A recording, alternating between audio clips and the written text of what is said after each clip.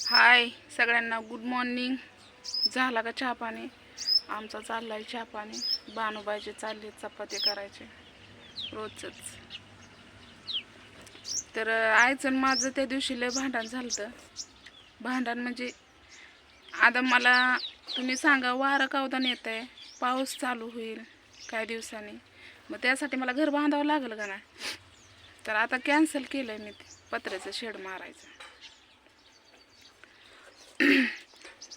मग माणसं अशी धमकी देतात म्हणल्यावर आता ते आपण कॅन्सलच केलेलं बरं का नाही. हा याच्यातच आता काय होईल ते होईल. का बांधायचं? आ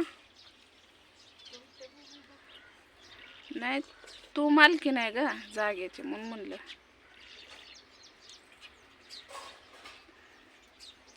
अधिकार तर सर्वाचाच असतोय, पण नीट बोलावा असं मला वाटतंय. कुणी का असं नीट बोलावा, प्रेमाने बोलावा, गुढीत कोणचा पण प्रश्न मिटतात, बरोबर आहे का नाही. तर जाऊ दे, ती चहा प्यायचा चाललाय. इथं ऊन पण लागायला लागलंय, मी घरातच बनवते. तर शेड इतके छान कमेंट आल्या, ताई तू तुझ्या वल्ल्याला अधिकार माग, आईला माग.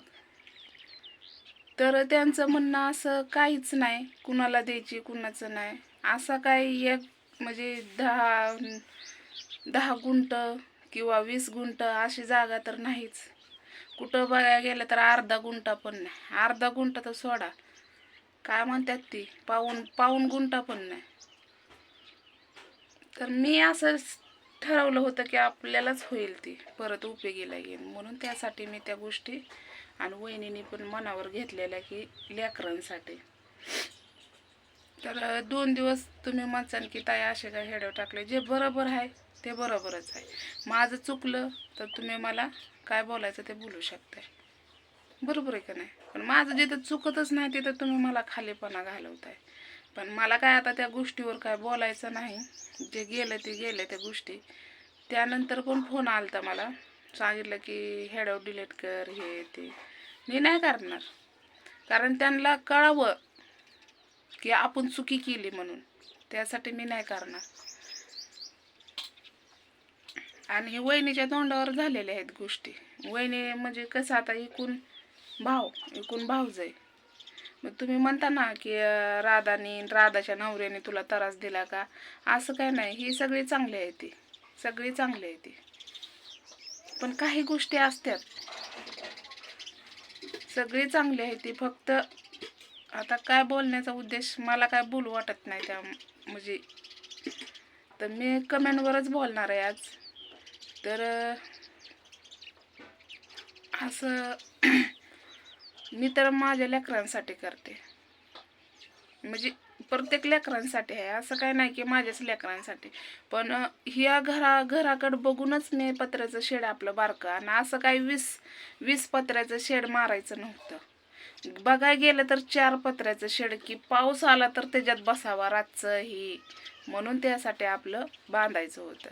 तर बघू आता वहिनीच्या नियोजनावर आहे, त्या काय म्हणतात काय नाही. त्या तर मला म्हणल्या ताई तिथं बांधूस तर इथं बांधा, म्हणजे त्या किती दिलदार आहे. त्या काय म्हणल्या, तिथं ती म्हणते ना तर इथं बांधा, म्हणजे तिच्या दारा पुढं. आणि तसं बी मी 24 तास तिथंच असते, खाणं पिणं सगळं तिथं असते माझं. फक्त लेकरांसाठी आपल्याला करायचं होतं त्या गोष्टी. तर झालं ते झालं, मला काय त्या गोष्टीवर जास्त काय बोलायचं नाही. पण इतके छान अशा कमेंट पण आल्या, काय वाईट पण आल्या. म्हणजे वाईट मला नाही, त्या वहिनीबद्दल वाईट आल्या. तर वहिनीबद्दल वाईट वाटण्याची काहीच गरज नाही भावा बहिणीनं, कारण त्यांनी मला आधार दिला, त्यांनी मला ह्या गोष्टी सगळ्या शिकवल्या. त्यामुळं आज मी इथपर्यंत आहे. आणि ज्या गोष्टीवर भावांनी साथ द्यायला पाहिजे तर भाऊ नाही तर साथ देत मला. म्हणजे आणि राग आला तर चालेल, मला कोणताच भाऊ अजून प्रेमाने 4 गोष्टी सांगितल्या नाही की तू असं कर, तू तसं कर. ज्याला पण बघितलं त्याला पैसेच मागतात.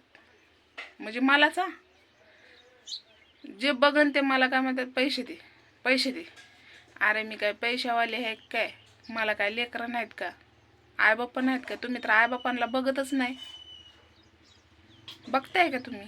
आणि पैसे माझ्याकडून अपेक्षा करता म्हणजे मी त्यांना जगवायचं, पण माझी लेकरं जगवायची. मी तुम्हाला म्हणलं का जे अधिकार आहेत ते तर अधिकार तुम्ही वाटून घेता का? आईबापाला सांभाळता का? नाही ना. मग आता जे अधिकार मी म्हणलं का तुमचा अधिकार तुमच्या बापांवर आहे, तर तुम्ही त्यांना बघू शकता. बरोबर आहे का? तुमचा अधिकार माझ्या लेकरांवर आहे का? नाही. तर तो अधिकार माझा आहे. मग जे अधिकार आहे त्या अधिकाराने तर वागा ना तुम्ही.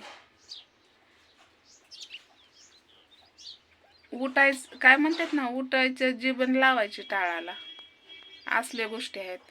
आता ज्याला राग येतो त्याला तर लय राग येतो, पण जे खरं आहे तेच बोलतंय माणूस. आता तुम्हाला शिव्या देतोय का काय देतोय? शिव्या नाही दिल्या तरी शिव्या दिल्या म्हणते ती. मग त्यामुळं मला कसं आहे, एकच दोनच शिव्या येतात त्या, आणि ते पण जास्त टेन्शन आल्यावर. मग एवढं टेन्शन द्यायचं काम करतच जाऊ नका ना. त्या गोष्टी अरे बाबा करती, अरे तुम्ही 4 गोष्ट गुढीचं बोला ना, मला अजून उल्हास भेटतोय. तुमचं तोंडाचं तर माझ्याबद्दल झेरच. तर जाऊ द्या, हेळूला मोठं व्हायला लागलंय. नक्कीच आवडलं असलं तर लाईक करा, शेअर करा, कमेंट करा. तर बानबाईला आंघोळ घालायची उशीर होते, मला कामाला पण जायचंय. बाय.